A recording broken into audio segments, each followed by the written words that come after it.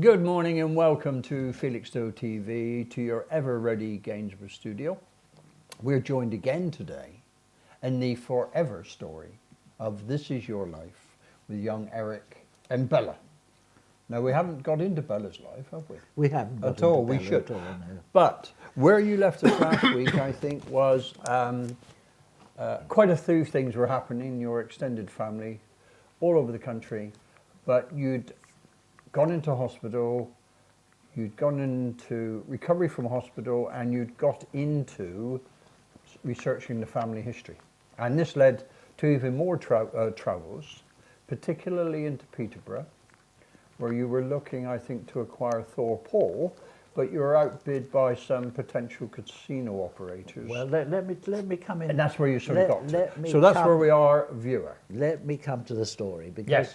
because this is not quite as simple as that. No. Everything's very complicated. As you know, I had an operation, and that made me sort of have time to be able to do a bit of research on my family history. That's right, yeah. And I tried to do the Foti side, which of course resulted in Sicily and old titles and all sorts of interesting buried treasure Yes. in orchards and all sorts of interesting bits and pieces. But I then realised that it would be much simpler to do research the St John side, Absolutely. which of course was in England and under my nose. Mm. And as a result of that, I've discovered the St John School in Battersea, which had been founded by one of my ancestors, and there I found that the headmaster had not only researched the family for me, but he'd written a huge book about it. Oh, now that's one hell of a help. I might add that I've just found another copy of that book, and it cost me £300, I might add, which it's a first edition, obviously, but Right. it's a very big book. I would have brought it along to show you. Well, we can do that at some stage. So this, of course, put me on the track of the St John family. Right. And there, one of the masters at the St John School, he said, well, of course, you're in luck, because Thorpe Hall, which was built by an Oliver St John, who was Lord Chief Justice to Cromwell. That's right, we've done it. We've done that. And he said, that is available to rent now, because it's been a hospital for 100 years. And what are they going to do with it? Right. So I went up there, saw it, and I did a full presentation, I might add, to the council. Oh, it's in there, they owned it, did they? Oh, the council owned it. Right. And I took the whole of the council, they had a coach, they hired a coach, and we all went down to Lydia Tegu's, which is another family seat near Swindon. Oh, right. And they Quite a were trip. very happy with my proposal. I was proposing to spend about £250,000 on the property to bring it up to the standards. I was going to live in it, Right. make it into a museum, open it to the public, and, you know, it was going to be a worthwhile venture. But then, of course, unfortunately, as happens with these things, councils are very aware of zeros. Yes, they and are. these group of businessmen had thought, here's this huge building in the centre of Peterborough, make an ideal casino. Yeah. And of course, it wouldn't have done. But they put in a bid for £2 million, Rather outbid which you. right Yeah. outbid me. But of course, they hadn't done their homework. Now, this is where the interesting bit comes in, because when I found I'd been outbid, and I thought, well, I'm not going to succeed against 2 million, I can't find £2 million, I thought, well, this is the part of the world, because I was coming up to retirement age, I was about 55, and I Right. thought, well, I'm going to retire nice and early, you know, and it'd be nice to settle in this part of the world, Right. because this was the area where Oliver St John, who was one of the adventurers, and he brought Vermeulen over from Holland Yes. to drain the fens. Yes, and this is what made the fens and Norfolk what it is today. You know, people don't realise that how indebted they are to this man Vermeulen. I think you should invoice them all. Oh, I think it'd be a good idea. do. But at any rate, when he did it, this is Oliver St John, he got an acre for every acre that he drained, in effect, a Yes. Vermeulen drain. So he didn't do too badly out of it. But coming back to the story, of course, I can't forget where we were. Well, what I was going to say is, for the viewer, Thorpe Hall is actually off the A1179 Lungthorpe Parkway, as you go into Peterborough, it's extensive open But land. my and dear, it's you're still taking there. my mind off the story. Yes, but you I then went can't down to Ocknell. No. Let me. I was trying to tell you about the. My thoughts have gone. Yes. I'm sorry. It'll come back It to will, me. This is I'm old sure. age, unfortunately. I know. Oliver St. John, he drained the fens, and I thought it would be a nice part of the world to settle in. Yes. Now, my wife, who I was married to for 65 years, I know. she was a very good woman, and she did a lot of voluntary work for hospitals, and she eventually, because she was very interested in the elderly, she found that the elderly weren't in those days being very well treated, No. because unfortunately they, how shall I say, they were banged in wards. They were treated Charity like wards. cattle, unfortunately, and it was very sad. And my wife, did a lot of voluntary work in the Tooting Bec Hospital, Oh, and right. there were these hospitals like this all over the country. Yes, there were a long time. Fortunately, now they've gone. But the whole thing is that she did this voluntary work, and she thought it would be very nice if we had an establishment where we could have perhaps 10 or 15 of these old people All right. and treat them properly, All right. not have them, herded together. And so we went round a number of establishments. We thought we'd maybe buy a operating care home. Right. And we were shattered by them, because in those days, I don't know whether, I hope it's changed by today, but in those days, they were all, every establishment we went into, they were all drugged up to the eyeballs to keep them under The control, old chemical clutch. Yes. unfortunately. And not only that, but they were crammed in like sardines. One home we went to, they actually had one woman sleeping under the stairs, if you can believe it. No. I'm sure it's not allowed today. No, it's not. It's not, No. thank God. But No. in those days it was. So we thought, well, it'd be nice to get a large property and, establish something in it. So as a result of the enterprise in Thorpe Hall, when I thought we'd been outbid, we started to look round the area. We thought it would be nice to settle in the area that my ancestors Yes. done so much for. And we looked, and we found this lovely old building, and it had been occupied by the Benedictine monks from about 1200. It had lovely old history. It had been moated, and with towers all the way round Oh, right, it. yes. And the moat had gone, but one or two of the towers were still standing. Magnificent building, and we both fell in love with it, and so we bought it. You seem to make a habit of following monks. We do, Don't you? we? If we look at it, So there we were. We bought Well Manor, but, and this is the big but about it, the Thorpe Hall, unfortunately, the casino people hadn't done their homework. No. Because the use we wanted to put it to, which was a museum or what have you, it was all right. But if you had loads of the general public in like a casino and people staying like that, Yep. it wasn't suitable because it was a fire risk. Oh, right. And so there were the council left with Thorpe Hall on their hands. It then was bought or was taken over by the charity. I've forgotten the name of the charity. It was a Right. very well-known charity.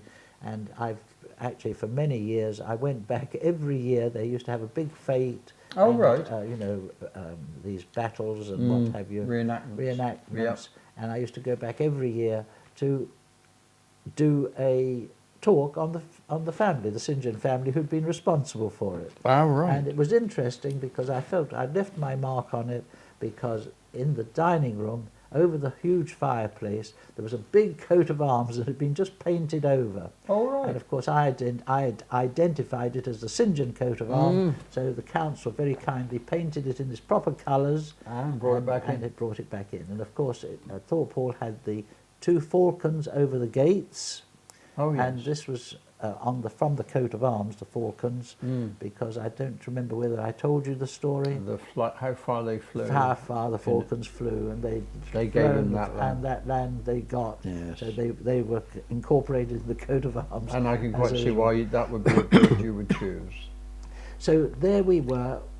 As a result of Thorpe Hall, really, basically, we bought Well Manor. Now, we still had Albert House in London, Yes. And of course I sold Albert House to buy Well Manor. But needless to say, we'd exchanged contracts, everything was going fine, and then they discovered subsidence in Thorpe Hall, in Albert House. did they? Terrible. And so there we were in the position that I'd signed up for Well Manor. Yeah. I'd sold that, but I hadn't sold it because there was this hitch came up, Subsidence, right. and the bank financed the Well Manor, and I had a difference of 400. I had to pay £400 a week to cover the advance Bridging for loan. a bridging loan. That's Terrible the word. things they are. £400 a week for a bridging loan. So I wanted to keep that as quickly as Yeah. possible. Fortunately, we did, and it all happened. We got rid of it, and it all came through all right. Right. Oh, I remember what happened. I had to sell my father's house to cover the bridges loan, and And then we then went, clear that. cleared and we went. Pretty. So there we were, Well Manor, and I thought, well, this is lovely because it was ripe. It was a beautiful thing for conversion. And you know, restoration, not conversion. I wanted to restore it to its former glory. Right. The monks had owned a vast area round it, and I thought, well, it'd be very nice to get that back under the into the family again. So Oh, it was right. so it made a very nice big family home. Right. Now, in those days, nowadays, if you buy a property, it's all done through the land registry, all done online, and you get a certificate and that's it. But Yep. in those days, the older people remember it, you used to get all the deeds, every document relating to the house, Yes. right back to the day it was built. And they're great. So when I bought Well Manor, we got this huge trunk of deeds and bits and pieces. Needless to say, I went through it with great interest, and there in it I found this wonderful old recipe What, within the deeds? within the deeds. And What sort of age? It was a Tudor copy of a medieval recipe by the monks. Oh, right. And so I spent about 6 months researching it. It was very difficult because, as Yeah. you know, names change. The herbs are known by different names and quantities. Oh, and what's different- it. well, strange, yes. It took me 6 months to Get it sorted. to get it sorted. But in the end, I did, and I made it up. And this was a drink the monks had, which they said they'd cure everything from the plague downwards, As they did. as they did. And in actual fact, it was a remarkable concoction. Right. And it got its name because it was made in a puncheon, which is about 80 gallons.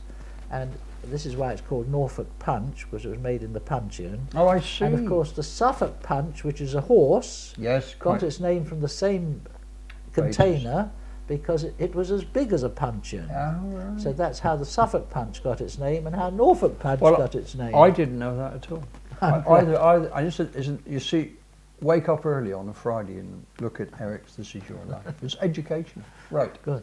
So at any rate, there we were. We were establishing ourselves at Well Manor, and it was a wonderful property, and I restored it. I managed to get it. I spent a lot of time and money restoring it because when we bought it, it had been allowed to lapse. And you see, basically, it had been owned by the Benedictine monks from, it was built about 1200, I think it was, and or even earlier, but it was from, the Yeah. history goes from 1200. And it went on, and in the Reformation, of course, you know, obviously people took the Took properties bits. from They everyone. did. And so Henry VIII in the Reformation, he sold Well Manor, and it had about 2,000 acres at that Wow, time. a big And I think he estate. sold it for about £280 Did he really? to a local family in the next village, Outwell. You see, in those days the sea used to come up to that area almost. Yes. And so you had the upper well to get fresh water from, and you had the outer well to get fresh water from. And this family that bought it, they were in Outwell, Right. and they, over the centuries, they did it so that their youngest son used to live at what we termed Well Manor, and be the rector of the church, which was Oh, he Well had the Manor was living. beside the church. He had the living of it, and so the church had always been associated with the house. Right. But at any rate, to cut a long story short, we established it, and I tried to get back all the, it came to us just with a small garden. So the first thing I did was to try and get back the land which it used to belong to it. So next door to it was a market garden.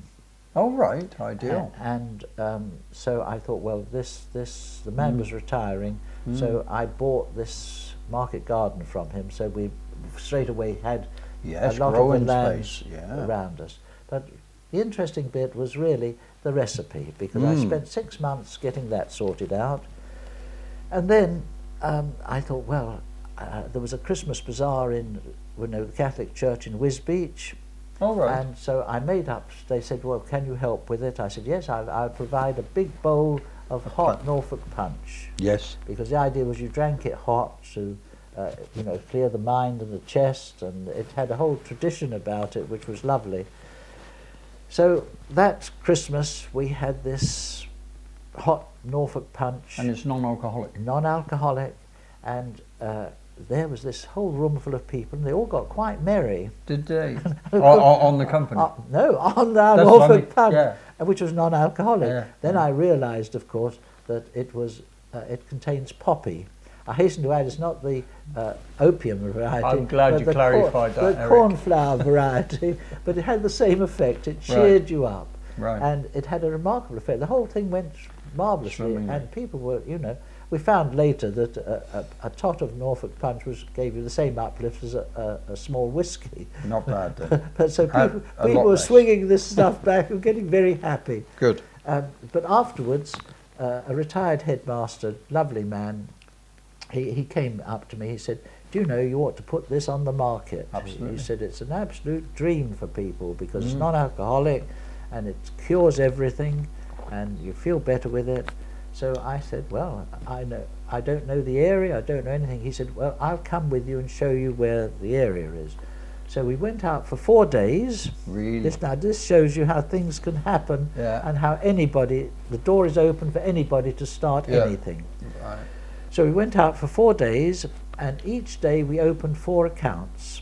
In other words, we sold a case of Norfolk punch to Oh, right. 4 shops. Right. So we had 16 accounts selling Norfolk punch And that was in the immediate area. Right. And we had we made it in the kitchen sink. So As you do. As you do. Well, you always seem to be doing your stuff in kitchen And sinks. when we were at Arundel Priory, remember we had the 70-roomed place where I brought my big family up. Right. We had a drink there. No, I didn't. I'm wrong there. I bought up a lovely supply of wine, a beautiful wine from Bordeaux, and I bought it, and I thought, well, I'll bottle it and give it as gifts, and it'll be lovely. So I bought a pallet of bottles. Right, as you do. As you do. Yes. But unfortunately, we drank all the wine, and we still had the bottles. You didn't need the bottles? We didn't need the bottles. And this came from Arundel. And we brought these bottles with us, and they were a Hock-style bottle. Oh, nice. And so this is, even Lovely. today, when it's owned by Britvic and what have you, the Norfolk punch is still in this bottle. Hock-sized bottle, and that's why it came about. Oh, right. Excuse me. Because it's what you had. It's what I had. Yeah, like it. But so we put it into these bottles, and to show you the scale of the activity, we got the boxes from off licenses, cardboard boxes, to put 12 Norfolk punch in. So we got old whiskey boxes and put 12 bottles in. Yes, so yes, it was a very hand to shoestring, mouth. hand to mouth. But it kept selling. Yeah. People kept buying it. And then one day the gravedigger came along to see me. I hope he wasn't looking for a future order. Oh, he probably was. But he said, my wife has suffered from arthritis for so long, and she couldn't raise her arm up to her shoulder. Oh, she right. said then she's gone on to Norfolk punch and she's drunk it regularly. Now she can wave her arm in the air. And he attributed that to the punch? To the Norfolk punch. And he Brilliant. said, I'd love to go out and sell it. He said, unfortunately, people aren't dying. Well, they are dying, but they're being cremated, so I'm not getting many grave digging jobs. Oh, right. So he said I could have got the time to do it. So I said, okay, and I came to an arrangement with him. Right. I gave him those 16 accounts that we've been doing. Right. And he used to come to me in the morning. I'd fill his car up with Norfolk punch, which we'd made in the kitchen sink, I might add. Right. And off he went and sold it for the day, and came back in the evening and squared up with me, because we did it so that people paid for it when they got it. Oh, right. So there's no credit. So no credit, No. and it was a very good operation. Yeah, yeah. And Too right. so he enjoyed that, and of course it enabled us to get started. We did it in one of the wings of the house to do it, and then as the orders got bigger, we put it into the coach house. I'm sorry, there used to be the old stables and coach house attached to the house, because it was a big property. So we started doing it in there, and but we started off on a shoestring. It shows how anybody can do it. I went to an auction and I bought what I thought was a duplicator. When I got it home, I found it was a printing machine. All right. So I called the manufacturers. They came down and serviced it for me. Right. And we used to print our own labels. Oh, really? So we did everything completely on a shoestring to start with. Yeah. And but then one day, the gravedigger came to me and he said, "There's a new movement starting up." You've got to remember, this is 30 or 40 years ago. Right. He said, "There's a new movement starting up called the health movement." And he said they've got their first fair in London in this hotel up on the top floor, and it'd be a good idea if you took a table and put the Norfolk punch on it. Right. So I phoned up. Yeah. Kensington, eh? in Kensington, this Kensington hotel, booked a table, and we took, I think, 20 cases of punch down with us. Yeah. We thought Well, that's fair it's enough, a isn't lot, you know, make a 120 display, bottles, make a yeah. display really. And we were very interesting because we found we were the only people giving free samples. Now everybody gives free samples. Well, as you should. But we were the only people giving, and we were one of the cheapest products there. Everything else seemed to be very expensive. Of London prices. We found that by lunchtime we'd sold out. It was incredible. Wow, really? Yeah. And we gave hot tot to everybody who came in. I did. And we sold out. But my wife drove back to Norfolk and got another 15 or 20 cases. Oh, right. And came back, and so that was really the launch of Norfolk Punch. Right. At that fair, we managed to get a distributor for the Midlands, distributor for London, and a distributor for the South. So that was really the beginning of Norfolk Punch, and we never looked back after that. So surely your kitchen or the coach house couldn't maintain that level of production. It couldn't, and so what happened was, just opposite or down the road a little bit, there was a Methodist chapel which had been made redundant. Oh, right. So I bought this Methodist chapel and I put a conveyor belt system in, and that's where we really started it up on a more commercial basis. Right. And it was quite incredible. It shows how things work out. When we first moved to Well Manor, it was all overgrown and anything, and I walked down the road, and along the roadside I saw a machine which I thought was a cultivator. Oh, right. And I went in and knocked on the door, and I said to the man, I said, is that your machine? He said, yes. I said, you wouldn't like a job to do down at Well Manor? He said, yes, I'd love to. So he came and did it. Now that man stayed with me, and he became the production manager for the Norfolk Punch. He was an engineer. Really? So it just shows how Well, it does. And what goes round comes So round. you must have been providing very, very welcomed employment. Well, Because I mean, the Fens within, isn't great for jobs, really. within 3 years, we were employing 60 people and making 1 million bottles a year. So it shows how out of a tiny acorn, a great mighty oaks oak do could grow. That's phenomenal. Now, in that you did that, at some point, you acquired a garage. Quite a garage. A Oh yes, there was somewhere. That's right, because you see, we very soon outgrew the Methodist chapel, and then up the road there was a garage standing in a lot of grounds. It was one of these great big sheds of places, and it came up for auction, and it was auctioned in the local pub, the Three Bells, and I went along there, and I waited until the last bid had been made.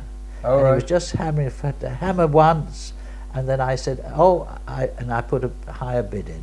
Right. And of course I got it. Oh, right. I'm sorry You've got about that as well? Once No, again, this is fine. This just shows that this is a spontaneous, open... it's a live, And show. we do get the occasional call. And Eric is still being pursued. I'm not sure by whom. Probably family members. It was a member of the family. I thought it might be. But, So we got this. We bought this 7-acre site, I think it was, and we established a very large factory there. As I say, it must be large to employ 60 people and make 1 million bottles a year. And Brilliant. of course, the new health movement was very much involved with Barbara Cartland. And Barbara Cartland got in touch with me and said, "This marvellous drink you're making and what have you." So she was an absolute fan of ours, Was and she she really? became a very dear friend, Barbara Cartland. Yeah. I used to go down and visit her, and did you help her with her storylines? oh no. What she used to do, it's interesting, it just shows you once again how Yes. anybody can do anything. Pardon She used to, every afternoon, after lunch, Mm. she would sit down for 20 minutes, half an hour, and she had a secretary, and she would dictate for that 20 minutes or half an hour. Right. And in a year, she would write 200 books just by that. Terrifying. And it shows you that if you or I or anybody of the, Any of our viewers even. any of our viewers would just sit down and write for 10 minutes a day, they'd have a book in a year. Yes, that's true. And so it shows the world is there, open to us all. Everything is possible, and it's up to us. It's, the door is always open. All we've got to do is to get up and walk through. And get at it. Now, the story of Norfolk Punch is really a story that could be put all by itself, isn't it? 'Cause Oh, it we're, is. we're really only at the beginning part We've of it. only just touched the So surface of I Norfolk think Punch. what we have a treat, don't we, for the viewer in the next episode of This Is Your Life. I think, if I'm right, after you'd got Norfolk Punch and the rest going in the museum and you started to do sort of conducted tours around the manor itself. Oh yes, very soon afterwards. You see, the church was a bit in the doldrums. They're very financially tight. Right. So I thought, well, we can open the church up to the public, and we'll open the house up to the Was public. the church part of the manor? Or It wasn't. It was very closely associated with it. Right. And so I thought, well, if we open it up to the public, I think we started once a month to start with, and then we went down to once a week. Oh, right. And I used to take them round the house, Right. and then take them round the church, and all the money we used to go into the church. Right. So church, we used to make quite a lot of money for them. But it was a very interesting tour. Yeah. And we discovered, I did a lot of research on the church, and I'm pleased to say that because of the research I did on the church, that a lot of the features are now public knowledge absolutely and there. part of the history of the local. Glorious. But I used to take this tour round, and somebody filmed it, and of course it was filmed on, I think, on film, so it's not HD or anything like that. Right. But at least it'll give you an idea, A feel of the place. feel of Well Manor, feel of the church, Okay. and feel of the history of the place. Well, thank you very much, Eric. We've got to the end of our half an hour, but looking next week when you will see early days of filmmaking and a visual representation of the task that Eric had taken on and how successfully the conversion of not only Well Manor but economic activity that flowed from just one sheet of paper in a set of documents that gave a recipe that the monks used to make back in the 12th century. So what I would suggest to you, dear viewer, is check your documents of the property in which you live. You never know, you may find a recipe.